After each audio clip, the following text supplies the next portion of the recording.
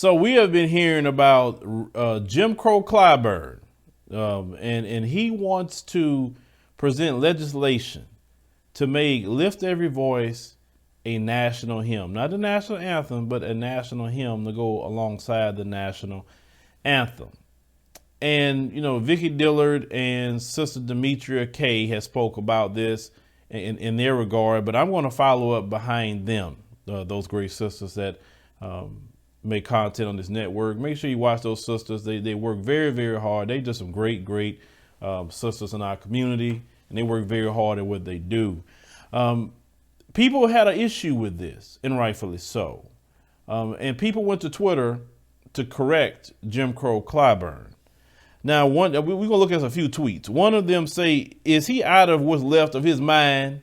Is that he needs to be putting forward a reparations bill and revising H.R. 40. Clyburn is an embarrassment. Yes, it needs to be revising H.R. 40, which is what you would call the reparations bill that has been put forth.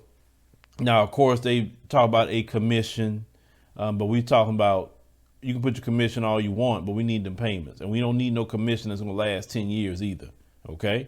We need you to, it takes you just a few months to figure that mess out and go ahead and pay it. Now, I know that's the way they did it with the Japanese. They did the commission first, and after that, they cut those checks of $20,000 to the Japanese people, the ones they put in internment camps. We got to look at precedent and what they've done in the United States. So they try to, I guess, following that model.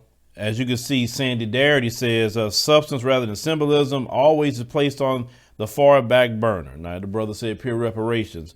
Another tweet says, Clyburn, so instead of reparations or real policy for us, you're working on policy for Lift Every Voice and Sing as a national hymn.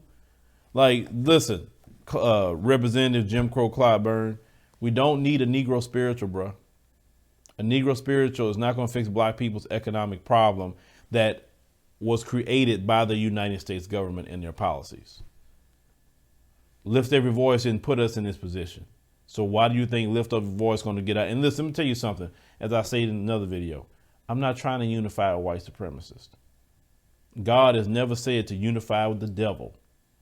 Or you believe that you're more than God himself to unify with the devil. Those people and what they done the other day, it is no unification with those people. Those people are deranged. What are you talking about? You're always coming up here with anything but helping your own. Like, I don't understand, y'all. It's like, I can go down, oh boy, let me not go there in this video. There'll be another one coming for this. So another person said on Twitter, it feel like reparations would heal racial wounds a little faster. Also, if this happened, it said a Star Spangled Banner would immediately become the favorite hymn of racial resentment sung at every Federalist Society conference. Okay. Another person says, call me when reparations is on the menu. He said 400 years of slavery, Jim Crow, police brutality, economic exclusion, and domestic terror attacks like Tulsa doesn't get fixed by a hymn. Give me what you owe. Okay, so another person, Twitter, says no reparations, stimulus, universal health care, maternity or paternity leave, pensions, COVID relief. They said we are not singing to heal what we did not break. That's true. That's 100% true. Black folks didn't do anything in this country. Black folks did not go to the Capitol and do all of that. Black folks isn't on the list with saying they're going to go and have armed potential terror attacks at all the state capitals. That's not black folks. That's white supremacist terrorists who's doing this, okay? Why do we have to come out there bojangling all the time? Always want to sing and dance, and we're not slaves anymore. On the plantation, you used to have to do that for the masters. Oh yeah, sing Bessie me. Hey, little Tom, dance on me over there. No, we're not on no plantation. Always trying to entertain some Mzungu. For what? Heal, like I said, what is there to heal? I'm not trying to heal anything with a white supremacist. Don't care. I don't care about them. I don't need their validation. I don't care. All that needs to be healed in this situation is what happened to us. We have been the victims of white supremacist terrorism for hundreds of years. A hymn didn't get black folks free during the civil rights movement, and a hymn is not going to get black folks free now. So stop it. See, people like you, Jim Crow Clyburn, you need to just go home. Brother, listen, you was there for a long time, brother. Listen, just go home to your grandkids. Just retire, man. Let a young brother come in there or a young sister come behind you. That's fresh. They got new ideas. They got that zeal in them. Because see, you get to certain stages in your life where you're not trying to fight like that no more. You're just trying to, live out the rest of your life, and that's fine. Cool. Let another brother and sister that understand the dire plight of Black America come in that position. The problem in the Black community is that people like you and the others do not want the younger generation coming behind you. You don't want the fresh ideas. You're not trying to groom the next generation. See, one thing I will say about the white supremacists, I'll give them this. They make sure to groom the next generation of white supremacists.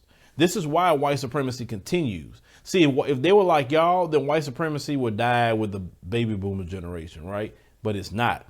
If you saw what happened in that Capitol, there wasn't a bunch of old white supremacists. That was young ones. You understand? Young ones. Because that next generation of white supremacists is already right there. It's because they make sure to hand down white supremacy like an inheritance. But Black folks like you, Clyburn, you refuse to help out and try to pass down the anything that we have to the next generation of young people. It's the same thing in the continent of Africa too. Let me not leave them out.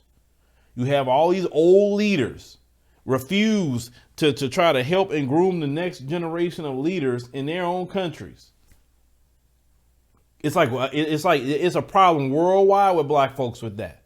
You have these people who's older and should be with their grandkids holding on to power. You look at people like Elijah Cummings.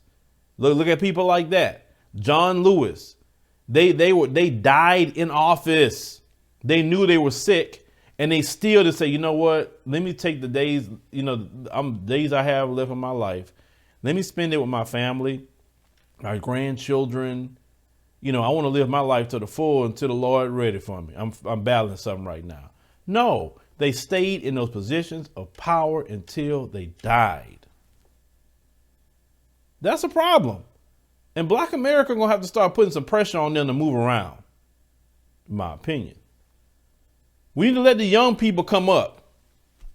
You see the new young white supremacists like Josh Hartley, I think his name is, that new senator. That's the next new ones right there. He went out there fist pumping the white supremacists while they was attacking the Capitol.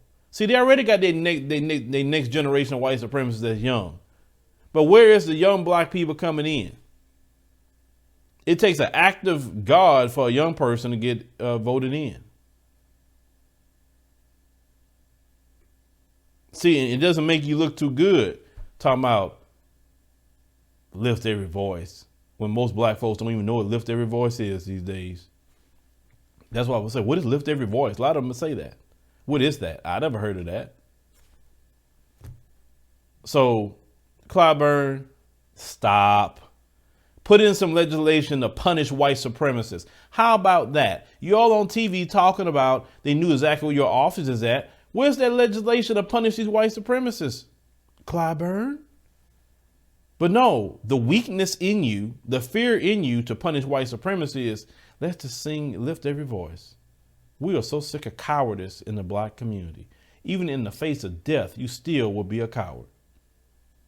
Instead of responding with courage, responding with going at those white supremacists, let that be your legacy of going at these white supremacists and getting some bills passed to punish white supremacy. No, you want to bring up a song that people don't even barely remember, and that's supposed to heal everything.